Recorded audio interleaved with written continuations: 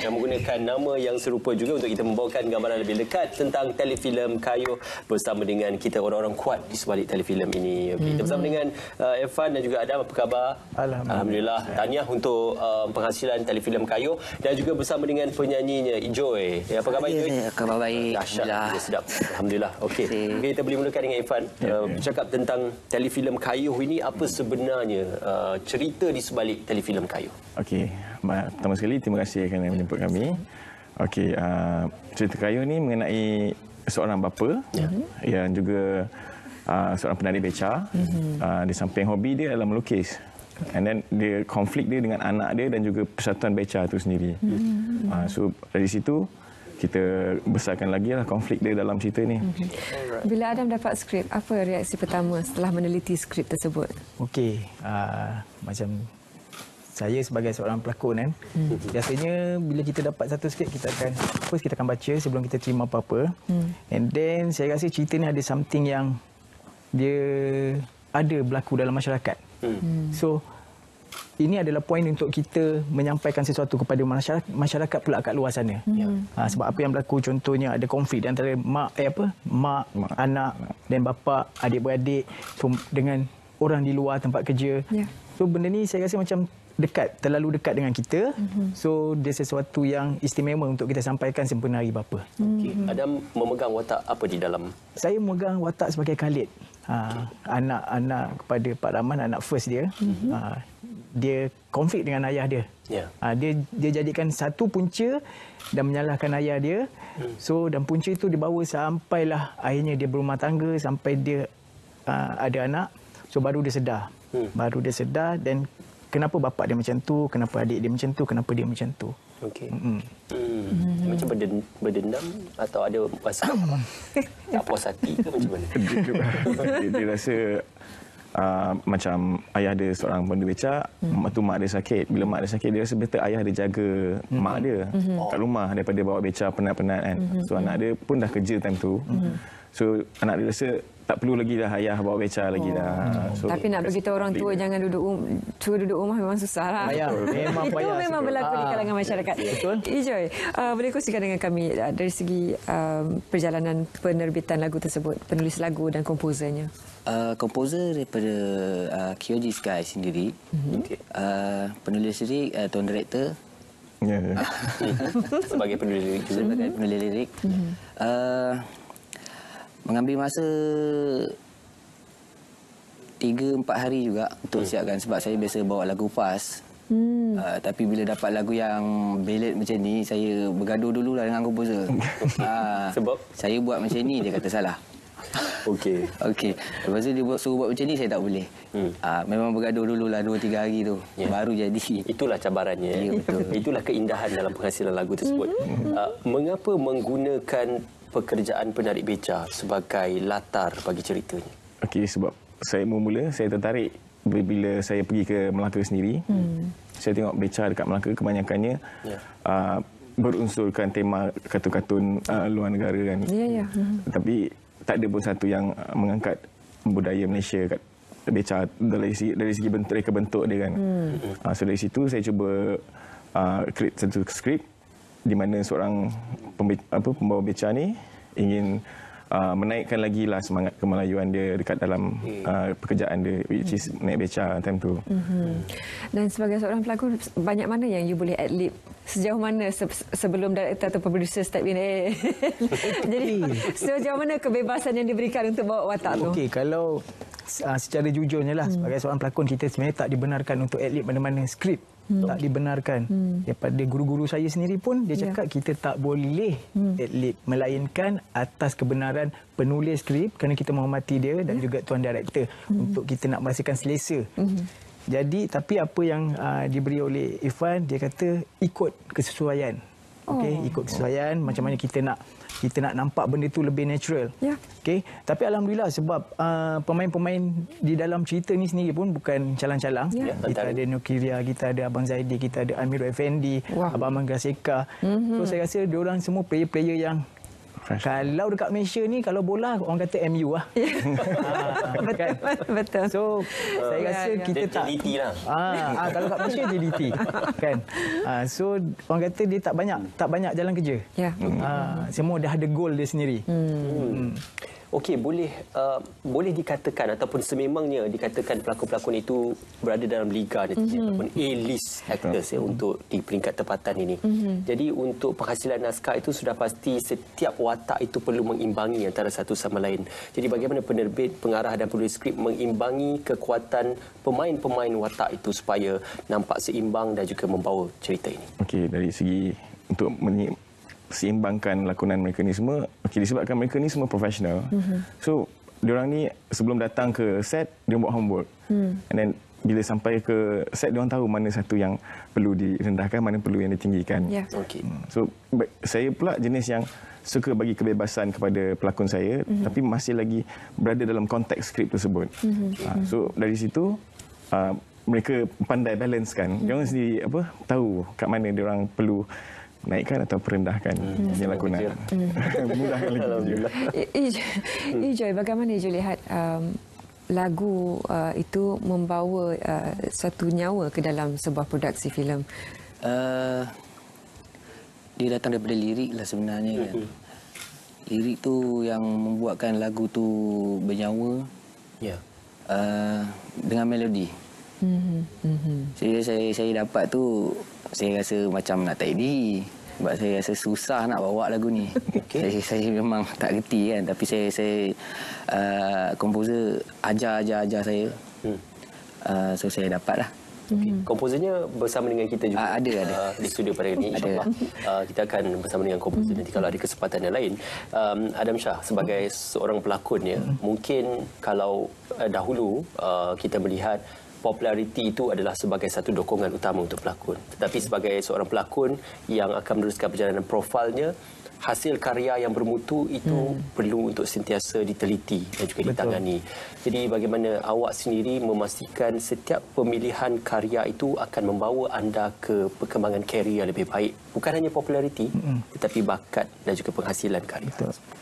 Okey, kalau saya tidak menidakkan, orang kata setiap contoh hari ini populariti itu penting.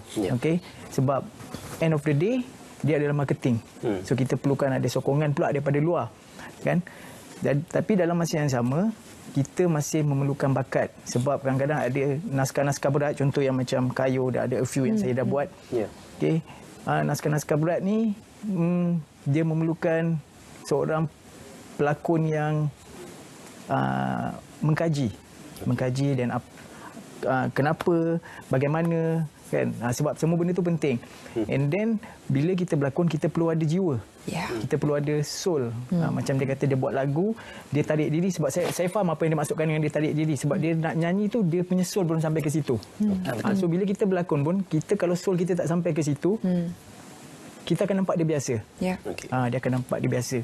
So kalau dulu orang kenal saya dengan watak-watak antagonis, so sekarang saya rasa orang ramai kenal saya dengan watak-watak komedi kot. Saya cuba ke arah situ pula kan. Kita ikut perkembangan. Kan? So, kita bergantung juga pada kehendak penonton dekat luar sana. Cerita yang bagaimana, apa yang dekat dengan masyarakat. Tapi, kalau hari ini saya sejujurnya saya kata Kayu ni dia memang sangat dekat. Lebih-lebih lagi saya orang Melaka. Dan apa yang nak disampaikan oleh Tuan Director tadi, kita nak bagi tahu dekat penonton dekat luar sana, profession sebagai seorang pengayuh becah ni sebenarnya bukan untuk orang tua je, orang muda. Kalau kita pergi lihat sini pun kita nampak. Jadi bagaimana dia nak teruskan perjuangan dia, inilah laluan dia. Begitu juga sebagai seorang pelakon. Saya sebut tentang satu yang kita biasa nampak, tapi kadang-kadang kita pun terlepas pandang. Dekorasi pada becak ini yang dilihat sebagai crowd pula. Oh, ini motifnya popular. Jadi kanak-kanak suka. Betul. Jadi kadang-kadang kita terlupa sendiri bagaimana Malaysia ini juga sangat kaya dengan elemen-elemen yang membawa mesej yang agak berat itu untuk sampai kepada masyarakat. Macam mana perjalanan penghasilan Kayu sendiri? Dia berbalik kepada pengguna itu sendiri. Kadang ada dua becah, satu yang bertemakan kartun, satu yang bertemakan unsur kemelayuan. Dia akan pilih yang kartun ke juga kan. Ya, lagu dia. Betul. Dia pilih. Kalau dia budak-budak lagi. Ya, itu cara itulah cabaran sebagai penarik beca nak tarik customer yang datang. So dengan cara ke arah kartun-kartun ni tadi yang menarik pelanggan orang. Dia lebih menarik. Sebab saya tanya sendiri penarik beca dekat Melaka. Dia kata, pernah dulu sebelum ni buat yang berunsurkan kemelayuan apa semua. Tapi tak dapat sambutan. Yang dapat sambutan yang lagu yang kuat-kuat ni tadi. So kat situ balik pada customer balik sendiri. So, sebab tu dalam cerita ni saya cuba bagi penonton tengok dan okey, sebenarnya kita pun kaya dengan budaya sendiri. Kenapa why not kita buat sendiri punya dekorasi yang berunsurkan Malaysia ataupun kemelayuan kita kan. Ya. Kita berbalik kepada tema sepenuh hari bapa, pengorbanan seorang bapa kepada anak, biarlah susah bagaimana sekalipun, janji dapat membahagiakan isteri dan anak-anaknya. Mungkin faktor-faktor pengayuh beca yang terpaksa mengayuh itu adalah menggunakan elemen kekuatan fizikal, tenaga. Kalau ditontonkan tadi, hujan panas pun terpaksa mengayuh juga beca. Jadi bagaimana fasa pengorbanan seorang bapa itu ditonjolkan dalam kepayahan mengayuh beca dan kepayahan mengerjakan pekerjaan tersebut. Okey, cabaran tu tadi kita tunjulkan dari segi macam mana dia dekat luar dengan pelanggan, lepas tu dengan persatuan dia sendiri. Ada yang orang tuduh dia dalam cerita ni, saya buatkan macam ada orang tuduh dia buat satu yang tak baik, and then tapi dari sokongan keluarga pula tu penting sebenarnya. Tapi dalam cerita ni dia tak dapat sokongan tu daripada anak dia sendiri. So saya cuba tunjulkanlah supaya kita lebih empati dengan penarik beca ni. Walaupun umur ada yang saya pernah jumpa umur 80 tahun masih lagi mengayuh. Tanya kenapa? Minat, dia kata. Sebab dapat jumpa orang. So kita bukannya kita tak perlu kesian sebenarnya orang. Kita perlu hargai sepatutnya orang macam ni. Itu yang kena duduk rumah sepatutnya, tapi tak nak duduk rumah. Betul, kata Syah, itu berlaku dalam masyarakat kita. Apa yang Syah sendiri ingin penonton jangkau atau untuk rasakan sendiri selepas menonton Kayuh nanti? Okey, daripada masa pemikiran dia dulu kalau saya kita cuba menghargai. Kita cuba menghargai apa yang kita konteks dengan ibu bapa kita kan. Kita menghargai apa yang mereka cuba lakukan untuk kita, apa yang mereka buat untuk kita sampailah apa yang kita ada pada hari ini. So kalau nak tahu benda tu semuanya dah ada dekat dalam telemovie Kayuh kan. So saya harap penonton boleh menonton pada 18 Jun ni nanti, hari Sabtu pukul 9 malam di RTM 1. So harap mereka boleh tonton dan mereka hayati sendiri apa yang kita cuba sampaikan. Dekat situ kita akan tahu pengorbanan seorang ayah. Bagaimana kadang-kadang kita tak nampak ayah ni, dia selalunya dia tak suka bagi tahu. Dia cinta kat kita, dia sayang kat kita. No, dia tak akan bagi tahu. Tapi cara penyampaian dia sebenarnya dia lebih kepada fizikal.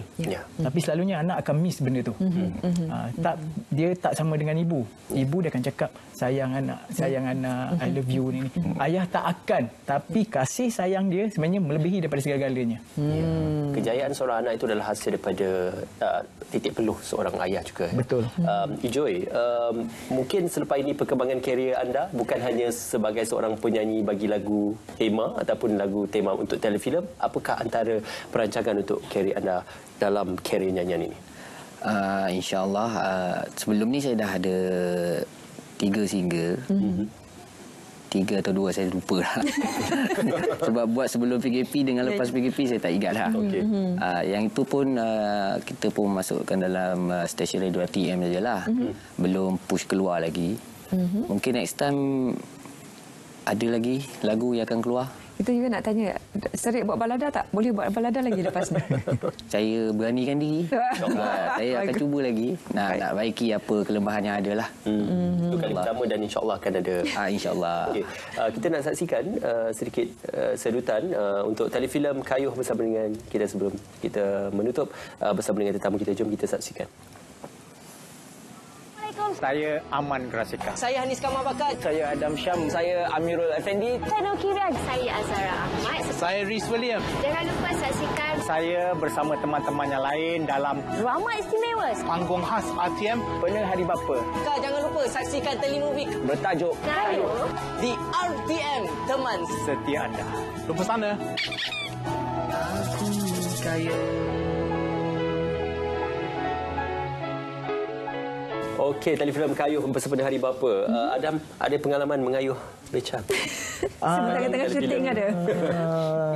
Saya waktu saya kecil dululah, daripada sekolah tadika sampai ke sekolah rendah, saya memang naik beca. Dan salah seorang pengayuh beca tu ada berlakon dalam cerita ni. Wow, dipertemukan kembali. Yang jadi watak kawan tu pada ayah tu. Pengarah baru tahu. Dia selalu, masa saya kecil-kecil dia selalu buat ronda saja. Dan saya itu sebab saya kata macam apa yang pengarah cakap tadi, kita nak kembalikan balik zaman beca ni, sebenarnya kita nak dia nampak basic. Kita tak mau benda-benda kartun-kartun tu. Benda-benda gimmick tu. Sebab masa saya kecil-kecil dulu, saya lebih suka beca macam tu. Kita tak minat pada kartun.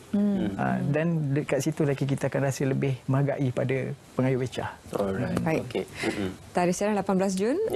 Ucapan selamat Hari Bapa, Wakil Irfan. Okey, kami ingin mengucapkan selamat Hari Bapa kepada bapa di seluruh Malaysia dan juga seluruh dunia. Jangan lupa 18 Jun di TV1, insya-Allah akan bersiaran untuk telefilm bersama dengan Hari Bapa Kayuh. Terima kasih Irfan, terima kasih Adam Shah, terima kasih Ijoy. Kita doakan kecemerlangan untuk perkembangan karier anda masing-masing, insya-Allah, dan juga untuk telefilm Kayuh. Jangan lupa untuk saksikan bersama-sama sebuah telefilm berkualiti yang dihasilkan untuk penerbitan di RTM.